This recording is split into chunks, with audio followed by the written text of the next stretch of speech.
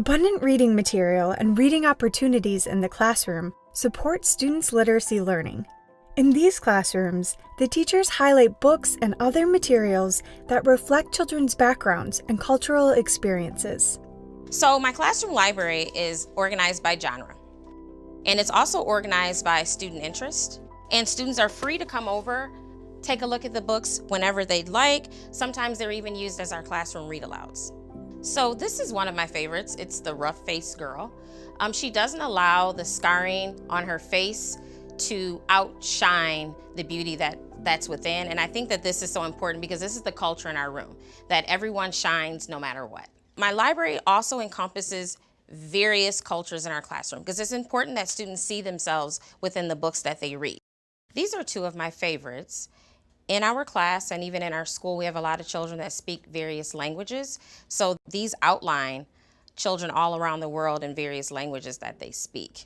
Our classroom culture is built upon a community, and we make this community one big whole group.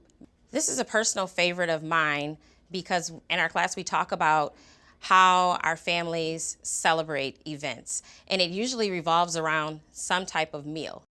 And it's just amazing to see how different ethnicities celebrate in the things that they eat. So the books in our classroom library are one way for children to see themselves. They can see themselves within the book and know that they are represented in various ways. I really want children to feel empowered and to feel that their cultures are relevant and that they have some value in this room. So throughout the course of the year, I really try to highlight texts that are relevant to my students' cultures and also that are applicable to topics of interest that they might be interested in. I not only highlight them in a, hey, read this kind of way, but I also choose to read those types of books aloud and to present them in a way in my classroom where they might be more upfront for my students. One of the books I highlight is Wonder. It's about a boy with special needs who comes into a classroom really unsure and finds that his classroom is really inclusive. Some other books I like to highlight from characters that are from a range of different backgrounds are The Friendship Doll. I love Bud Not Buddy, and then The Birch Bark House by Louise Erdrich. She's one of my most favorite authors.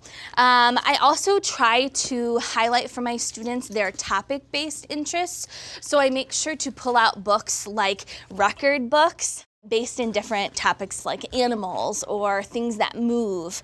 I also find that students and reluctant readers also really tend to gravitate toward fact books, quick, small pieces of information that they can read quickly and that aren't as daunting as a chapter book might be.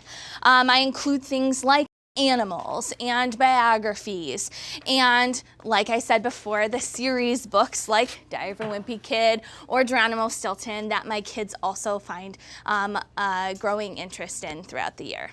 So I really find that my students are better comprehenders, better readers when they're able to see themselves in a text and make personal connections with the text like they would in some of these books. It is really important to me that my students see themselves reflected in the books in my classroom.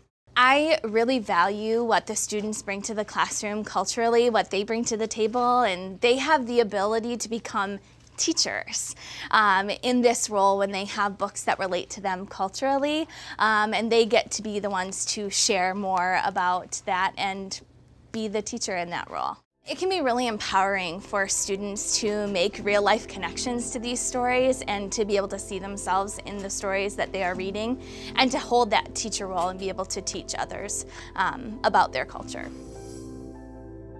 Learn more at literacyessentials.org.